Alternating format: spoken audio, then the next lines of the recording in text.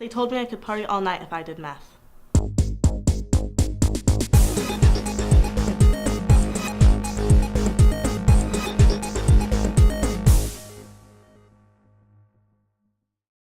They told me I could party all night if I did meth. What is this? None of these places look anything like Eureka, and your body wouldn't go through that quick of a transformation.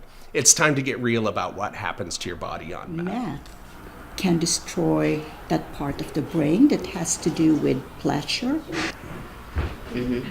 So you're just like never satisfied, really? You're always kind of chasing? If you're like chasing, you're going to be like chasing.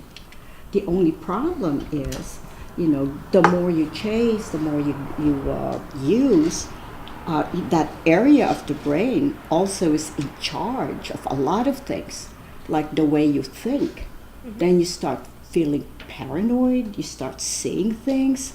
And the most common thing is you start feeling that there are animals under your skin.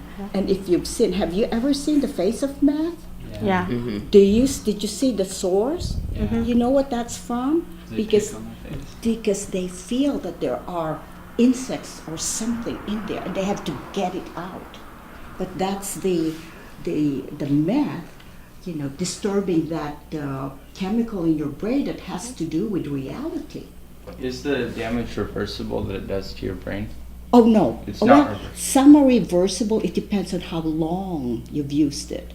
Okay. If you've used it for a long, long time, it can actually damage the brain. See, if you have used it for just not a long period of time, your brain can recover from it, but the recovery is very long. Very long. Sometimes it takes 120 days, 170 days to recover, because part of it is the craving. You can't explain the craving until you're going through it. It's just saying craving doesn't really capture Drives you crazy. the drive Is it to like get more. And that's with any addiction to any drug. Until you're in it, you don't really know.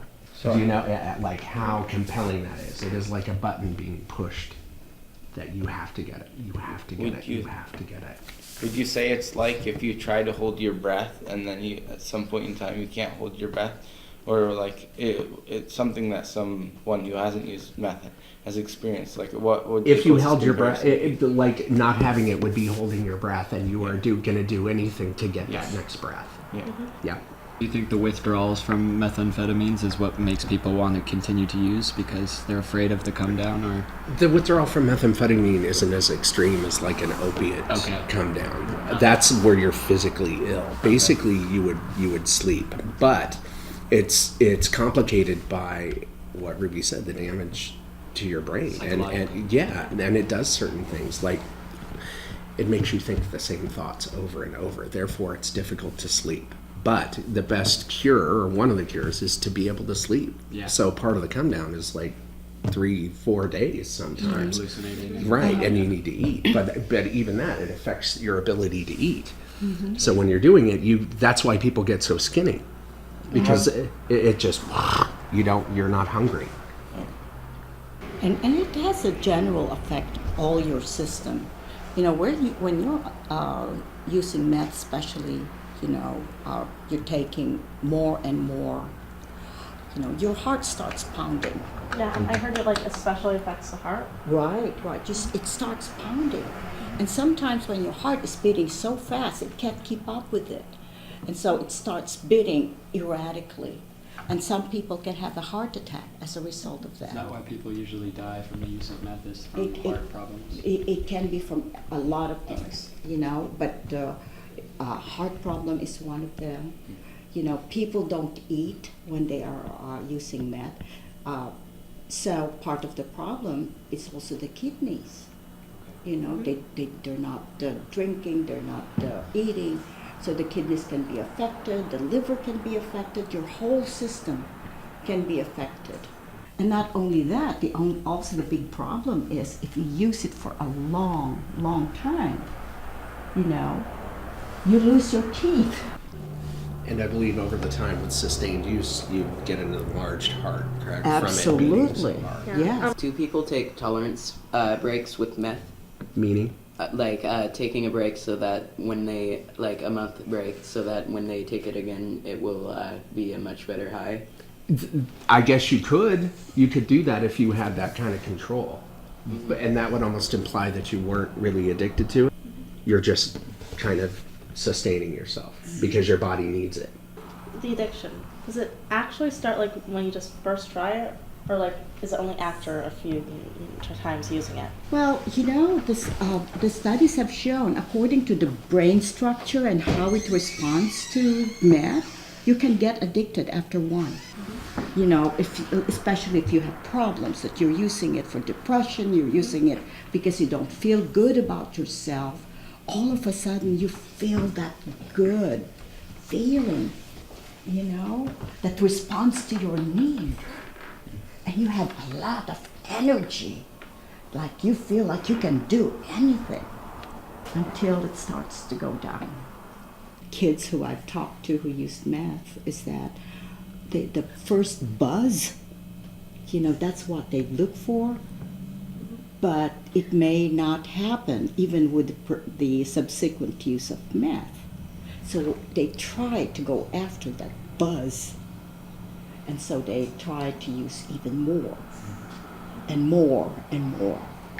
The good part of this that drew you in, the good feelings, however it made you feel that you were attracted to doing more of that, eventually with sustained use and escalating the amount that you're doing, that good feeling goes away. Why do you think kids your age would want to start?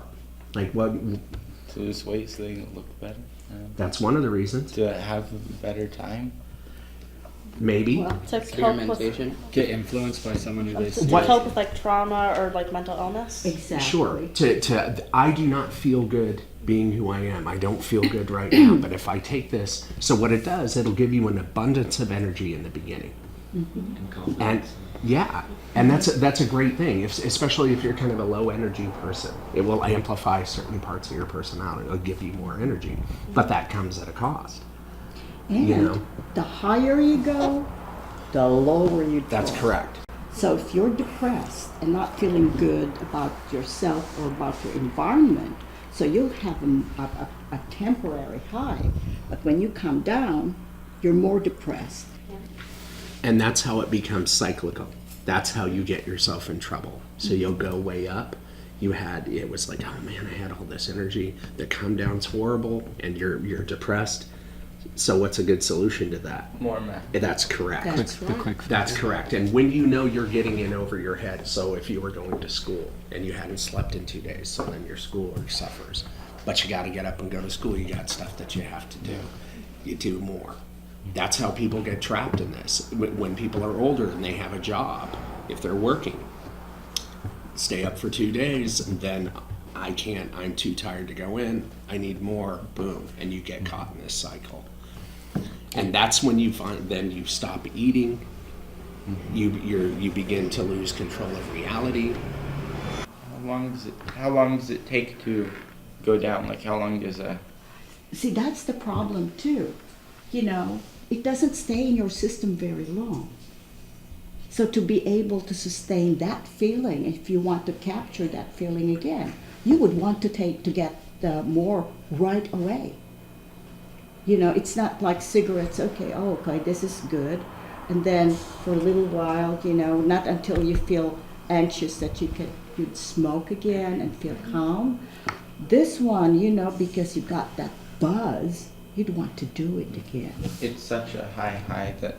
That people would do anything to experience it again. And the way it works is when you first try it, then it would be a long high because you'd never experienced it before. So you're just kind of analyzing, wow, this is great. And with sustained use, then those periods shorten and shorten and shorten. Let's say that you have used meth, maybe just a little bit, maybe for a while, and you want to stop. What should you do? One of the things that you need to do is to tell someone that you trust. You know, if you can't, let's say in homes where it's available, you know, go to your teacher, ask them, and I think that's probably one of go to your pastor, priest, or someone who's saying, you know, I really would like to, I have this problem. You know, in addiction, the hardest part in addiction is to acknowledge and to admit that you have a problem. Once you've got that, the rest is a lot easier.